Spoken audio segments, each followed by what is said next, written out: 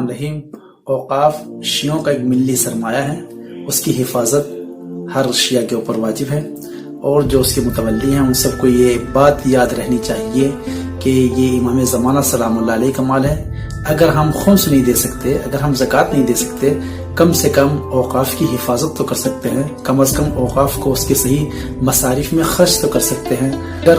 متولی حضرات اس پر عمل نہیں کرتے تو پھر ان میں اور ان افراد میں کہ جنہوں نے اہل بیت کے حق کو غصب کیا ہے کوئی فرق نہیں ہے۔ وقف نہ صرف اسلام میں بلکہ ہر مذہب و ملت میں ایک بھلائی کار خیر کے لیے انجام دیا جاتا ہے۔ اس وقت میں جو ہندوستان کے اندر موجود وقف کی املاک ہیں وہ فقراء کے لیے اور اس کے علاوہ اولاد کے لیے بھی کچھ لوگوں نے وقف کیا ہوا ہے، لیکن ہمارا شاہد مثال یہاں ان لوگوں کی طرف ہے کہ جو املاک غربا کے لیے، ضرورت مندوں کے لیے وقف کی گئی تھی اور اس میں خرد برد کی جا رہی ہے، تو یہ ایک غیر انسانی عمل ہے۔ ہم مذمت کرتے ہیں ان تمام افراد کی کہ جو اس میں مانع ہوتے ہیں یا غیر ذمہ دارانہ طور پر اس کو اپنے پیٹ میں اتار لیتے ہیں۔ وقف پراپرٹی امام زمانہ عجل اللہ تعالیٰ فرجہ شریف کی ملکیت ہے، جس کی حفاظت کی ذمہ داری تمام مومنین کی ذمہ داری ہے کہ وہ اس کو حفاظت کریں، اور جہاں اس کا مصرف ہے، جس جگہ اس کو خرچ کرنا چاہیے، جہاں اس کا استعمال کرنا چاہیے، اس کو صحیح استعمال کریں۔ لہذا متولی حضرات کی ذمہ داری ان تمام افراد سے کہ جو اس مقام میں، اس جگہ پر رہتے ہیں، اس سے زیادہ ہے کہ خداوند عالم نے ان کو یہ توفیق عطا کی ہے کہ ان کو اس زمین کا، اس مال کا، اس پراپرٹی کا ان کو متولی قرار دیا ہے کہ جو مال امام علیہ الصلوۃ والسلام ہے۔ لہذا ان کی ذمہ داری یہ ہے کہ اس کو جہاں پر اس کا صحیح مخرج ہو، صحیح مصرف ہو، جس جگہ پر صحیح طریقے سے اس کو خرچ کیا جا سکے، وہاں اس کا استعمال کریں۔ اس کا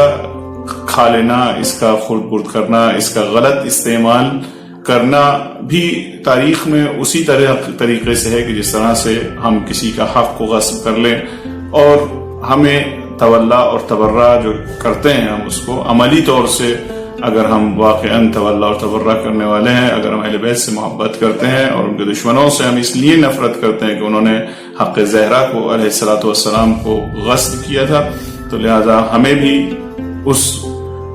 چیز سے بچنا چاہیے کہ جس کی وجہ سے ہم ان پر لعنت کرتے ہیں۔ ہمیں بھی وقف کے کھا لینے سے، وقف کے ہڑپ کرنے سے بچنا چاہیے، اور ان لوگوں سے جس طرح سے ہم ان لوگوں سے دوری اختیار کرتے ہیں، ان سے برات اختیار کرتے ہیں، ہماری ذمہ داری ہے کہ ہم ان لوگوں سے بھی برات اختیار کریں کہ جو اس طور میں وقف کو خرد کر رہے ہیں۔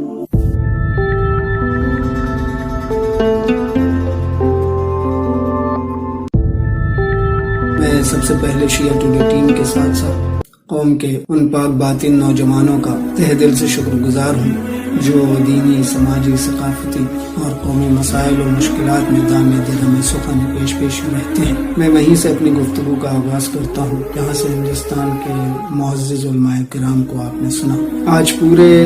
ہندوستان میں وقف املاک کی جو صورتحال ہے وہ قوم کے ہر صاحب علم و فہم پر کھلی کتاب جیسی۔ کاش قوم کے علماء، خطبہ، شعراء، دانشور اور بیدار مغز افراد قوم کے دیگر مسائل کی طرح قوم کے تباہ اور برباد ہوتے وقت جیسے گنا قیمت سرمایہ پر بھی غور و فکر کرتے اور اس کے نامساعد حالات سے قوم کے لوگوں میں شعور و آگہی پیدا کرتے تو شاید ہمارے وقف جائیداد کی یہ حالت تباہ کن نہ ہوتی۔ کچھ نہ کہنے سے بھی چھن جاتا ہے اعجاز سخن، ظلم سہنے سے بھی ظالم کی مدد ہوتی ہے۔ اوقاف کی صحیح معنوں میں بحالی قوم کی تعمیر و ترقی کی ضمانت ہے۔ اوقاف ہمارا قیمتی اثاثہ ہے جس کا تحفظ پوری قوم کا شرعی فریضہ ہے۔ دیندار متولی اوقاف کی تعمیر و ترقی کا ضامن ہے۔ اوقاف کے تحفظ سے قوم کا مستقبل حال سے بہتر بنایا جا سکتا ہے۔ اوقاف املاک پر مسلط کرپٹ اور بے دین لوگوں کی روک تھام اور ان کا احتساب ہی وقف کی تعمیر و ترقی کی نوید ثابت ہو سکتی ہے۔ وقف املاک اللہ اور اس کے رسول کی ملکیت ہے، جس میں دست درازی اور خرد برد کرنا حرام اور گناہ کبیرہ کا ارتکاب ہے۔ سقیفہ کے چور اور وقف خور دونوں ایک ہی سکے کے دو رخ ہیں، وہ بھی دائمی لعنت کے مستحق ہیں، یہ بھی دائمی لعنت کے مستحق۔ یہ کہنا حق بجانب ہے کہ ہمارے محسنان قوم نے، ہمارے بزرگان دین نے نہ صرف ہندوستان کی کسی ایک ریاست میں بلکہ پورے ہندوستان میں اتنی وقف جائیدادیں چھوڑی ہیں، اگر اس کی آمدنی کا صرف نصف حصہ اس کی آج کی مارکیٹ ویلیو کے حساب سے نصف آمدنی کے حصے پر اگر ہمارا کامل تصرف حاصل ہو جائے اور موجودہ دور کے حساب سے استعمال میں آنے لگے تو وہ دن ہرگز دور نہیں ہے کہ چند برسوں میں ہندوستان کے شیعہ حضرات نان شبینہ کے محتاج نہیں رہیں گے، اور نہ ہی انہیں دیگر قوم کے دروازے پر اپنے بچوں کی تعلیم اور روزگار کے لیے دستک دینے کی ضرورت ہوگی۔ ہمیں اپنے شاندار مستقبل کے لیے نئی نسل کے اندر دینی، سیاسی، سماجی شعور پیدا کرنا ہوگا، اس لیے کہ دین اور سیاست سے دور رہ کر جینے والی قوم غلامی کی زنجیروں میں جکڑ دی جاتی ہے۔ ہماری قوم کا المیہ یہ ہے کہ ہمارے اس قومی سرمایہ اوقاف پر ایسے بھی لوگ قابض ہیں جنہیں وقف کے احکام و اصول اور اس کے شرعی قوانین تو دور، وقف کی ابجد سے بھی واقفیت نہیں ہے۔ وقف جائیداد میں بندر بانٹ، بدعنوانی، خرد برد اور کرپشن کی ایک اہم سبب یہ بھی ہے۔ لہٰذا میری التجا، گزارش اور درخواست وقف بورڈ سے ہے کہ وقف کے مسائل سے واقف اور آشنا افراد ہی متولی اور ممبر بنائے جائیں۔